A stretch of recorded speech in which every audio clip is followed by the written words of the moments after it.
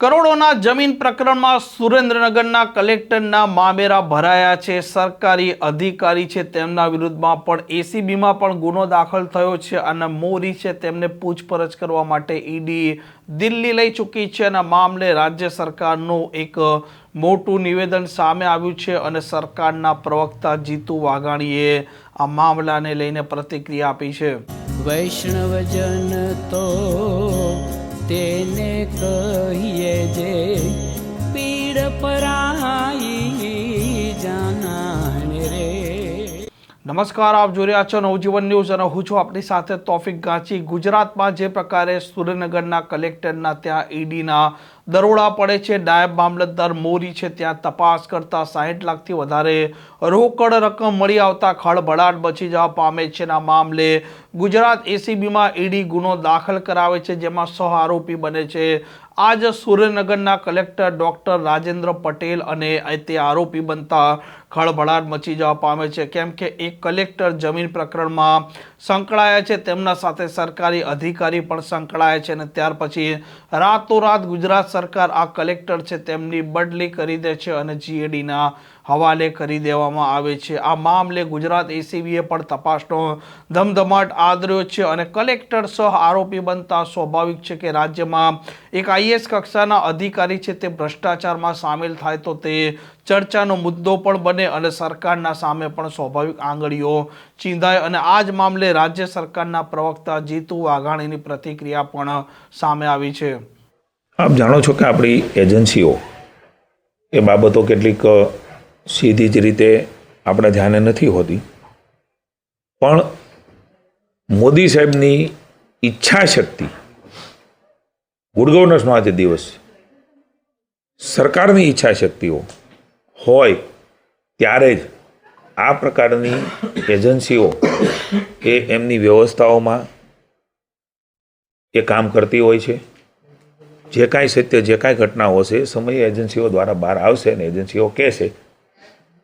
ED સ્વતંત્ર કામ કરે છે એનું ઉત્તમ ઉદાહરણ અમારા ઉપર જ્યારે આક્ષેપો થતા હોય છે કે ઈડી એ કેટલાક પક્ષની છે, સત્તાધારી પક્ષની છે, આવા ઉત્તમ ઉદાહરણો દેશમાં પણ બન્યા છે, આપણા રાજ્યમાં પણ બન્યા છે અને કાયમ મોદી સાહેબ અમિતભાઈ કહેતા હોય છે કે આ એજન્સીઓ સ્વતંત્ર છે। આ એજન્સીઓની સ્વતંત્રતાના કારણે જ આ પ્રકારની બાબતો દેશમાં ઘટનાઓ બને ત્યારે ઈડી એમાં ઇન્વોલ્વ થતી હોય છે અને સમગ્ર દેશમાં પુનઃ એકવાર ઉદાહરણ એવું આવ્યું છે, અનેક જગ્યાઓ પર રાજ્યમાં, અલગ અલગ રાજ્યોમાં અને દેશમાં ઈડીએ સ્વતંત્ર રીતે કામ કર્યું છે અને ઈડી સ્વતંત્ર રીતે કામ કરશે, ચાહે કોઈ પણ વ્યક્તિ હોય, કોઈ પણ પદાધિકારી હોય કે કોઈ પણ જગ્યાએ વ્યક્તિ બેઠો હોય। ઈડીની સ્વતંત્રતાનું કામ કરવાનું ઉત્તમ ઉદાહરણ એ મને એવું લાગે છે કે સુરેન્દ્રનગર પણ એક વધારે આમાં આપણે ગણી શકીએ। આવા અધિકારીઓને ટર્મિનેટ કરવા માટે કોઈ પગલાં ભરાશે? કારણ કે અગાઉ સીબીઆઈએ કે રાજેશને પકડ્યા હતા, સરકારે માત્ર સસ્પેન્ડ કર્યા। આયુષ ઓક જમીન કૌભાંડમાં હતા, સરકારે માત્ર સસ્પેન્ડ કર્યા, કારણ કે 50% પગાર તો બધાનો ચાલુ રહે છે, પછી સસ્પેન્શન સરકાર પાછા ખેંચી લે છે।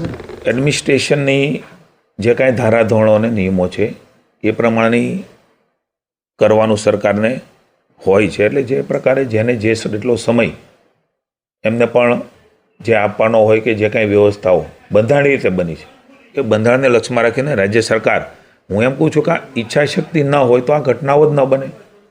અમે ઈચ્છીએ છીએ કે પારદર્શકતાથી આ બધી વ્યવસ્થાઓ જનતાના હિતમાં ને સેવામાં છે એ પ્રકારે થવી જોઈએ અને એ પ્રકારે થઈ રહ્યું છે। પણ આપે જે વાત કરી એમાં જેટલા પણ જેને જે અધિકારો છે, અધિકારોનો પણ એને ઉપયોગ કરવાની, એની વ્યવસ્થાઓમાં જવાની છે। રાજ્ય સરકાર અને કેન્દ્ર સરકાર આવી કોઈ પણ બાબતો માટે મેં કહ્યું એમ સ્વતંત્ર રીતે એજન્સી કામ કરતી હોય ત્યારે કેટલાક નીતિ નિયમના ધારાધોરણ મુજબ એ ચાલતા હોય છે અને એટલા માટે ઝડપથી એના પણ નિર્ણયો એ રાજ્ય સરકારે જેવી પણ ત્યાં એજન્સી પહોંચી એ ભેગું જે કરવાનું થતું હોય પ્રાથમિક રીતે એ રાજ્યની સરકારે એ અધિકારી સામે કર્યું છે। Thank you. જ્યારે જે કરવાનું થતું હોય છે રાજ્યની સરકાર દૃઢતાપૂર્વક, કેન્દ્રની સરકાર દૃઢતાપૂર્વક કરી રહી છે અને જે કાંઈ કરવાનું ઘટશે એમાંની મુખ્યમંત્રીશ્રી એ યોગ્ય સમયે જે કાંઈ નિયમો છે એ ધ્યાનમાં રાખીને કરતા હોય છે। આમ ગુજરાતમાં જે પ્રકારે એક કલેક્ટર સરકારી અધિકારીઓને ત્યાં ઈડી દરોડા પાડે છે, 1500 કરોડ આસપાસનું જમીન પ્રકરણની ચર્ચા ચાલી રહી છે અને એનેના મામલે ચોક્કસ રૂપે ભાવ નક્કી કરવામાં આવ્યા હતા। મામલે ઈડી છે તે તપાસ કરી રહી હતી અને આ નાયબ મામલતદાર મોરીના ત્યાં પૈસા મળતા આ મામલે એસીબીએ ગુનો તો દાખલ કર્યો છે, પરંતુ ગુજરાતની એસીબી પણ અત્યારે સક્રિય બની છે. અલગ અલગ સરકારી અધિકારીઓ હોય કે ખાનગી વ્યક્તિ જે ભ્રષ્ટાચાર કરી રહ્યા છે તેમને દબોચી રહી છે અને તેમના વિરુદ્ધમાં પણ કાર્યવાહી કરી રહી છે. આ મામલે રાજ્ય સરકારના પ્રવક્તાએ કહ્યું છે કે ઈડી સ્વતંત્ર રીતે કામ કરી રહી છે અને આ તેનું ઉત્તમ ઉદાહરણ છે. આ પ્રકારના સમાચાર માટે નવજીવન ન્યૂઝ ચેનલને લાઇક, શેર અને સબસ્ક્રાઇબ કરવાનું ભૂલતા નહીં. નમસ્કાર.